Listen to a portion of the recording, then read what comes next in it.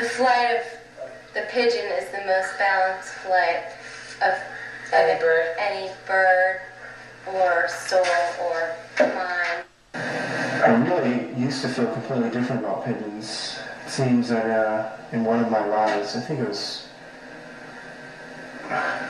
about 4 lives ago, I was actually a ladybug. Mm-hmm. And obviously... Were you a female ladybug? Or, I mean, are ladybugs always female?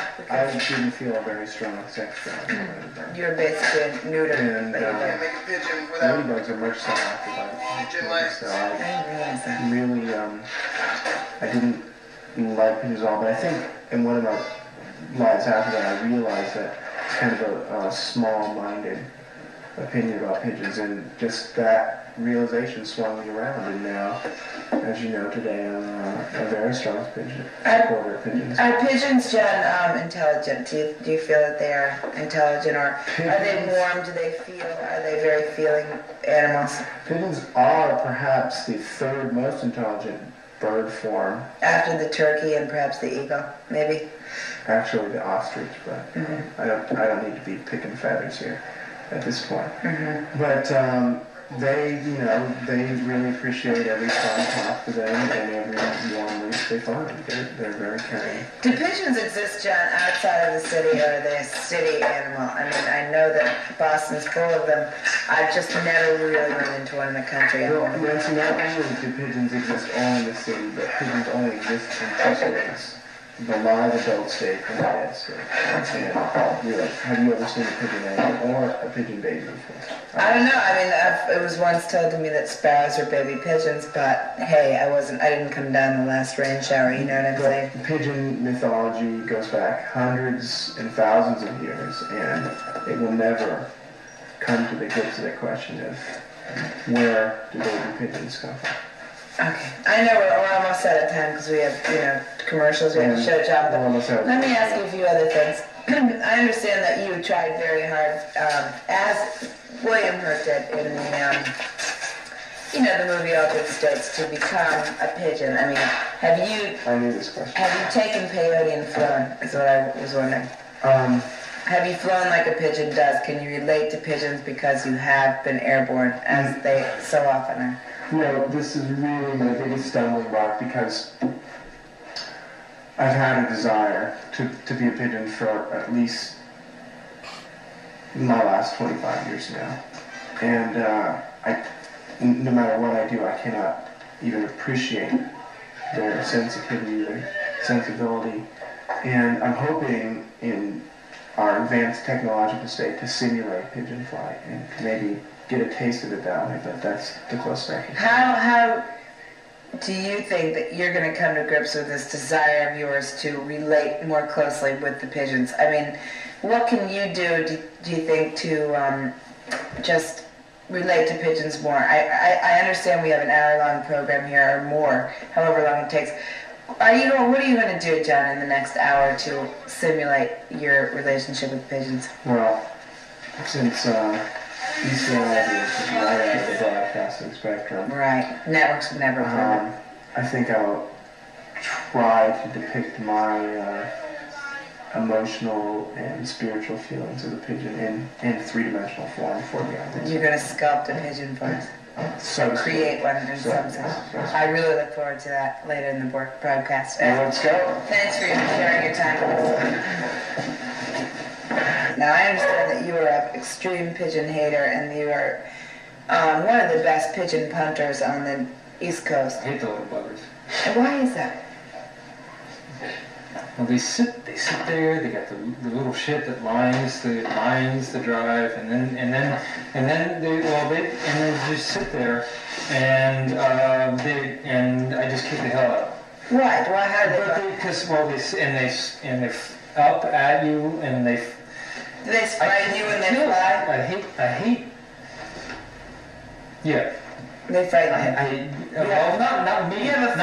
Not me. No, they don't. You sound like you're frightened of them. No, it's not me. I'm not frightened of them. I'm not frightened of them. And they're right there, and I just, and there's bones, you want to and there's them. blood.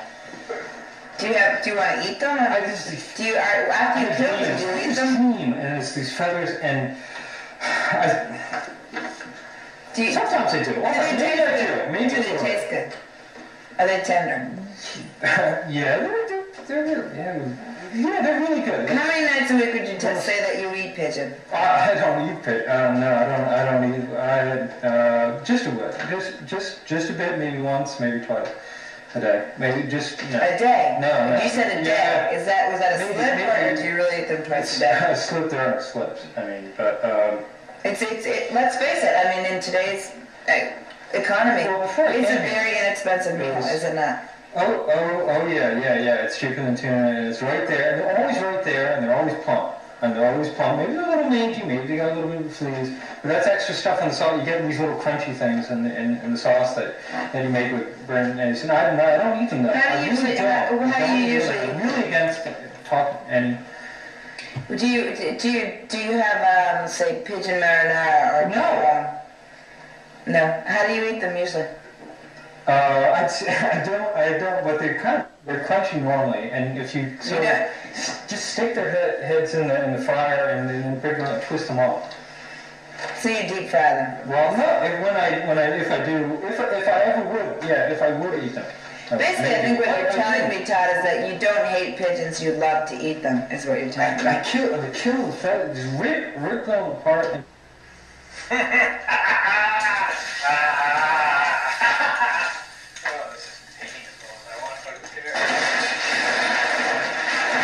But it's not because you hate pigeons. It's not because you hate seeing them on the street. It's because you're poor and you need to eat them. Because you like to eat them. Maybe you're not poor, but you like to eat them. You like what they taste like. Maybe I like them.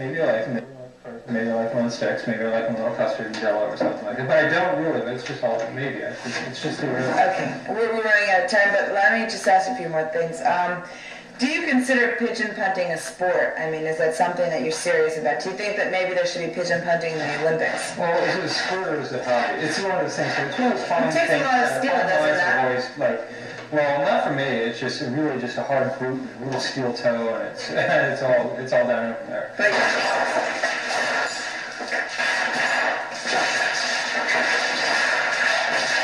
would you like to compete in the Olympics? I think I'm better. I've seen other. I think I'm good. I think, yes. How do you play? Do you play in teams or is it an individual thing? Well, if it's icy, you kick them along the thing and you try to skid them under buses. And if it's teams, you try to pump them back and forth and see how much time to keep them in the air. So you can play it really, you can adapt pigeon punting to any. There's many things. You can use a net, you can use a ball with them, like a steel ball, and kick them right down and try to get down the beak. Do you usually use goals? I mean, do you have to kick them into a goal? Well, I have my own goals.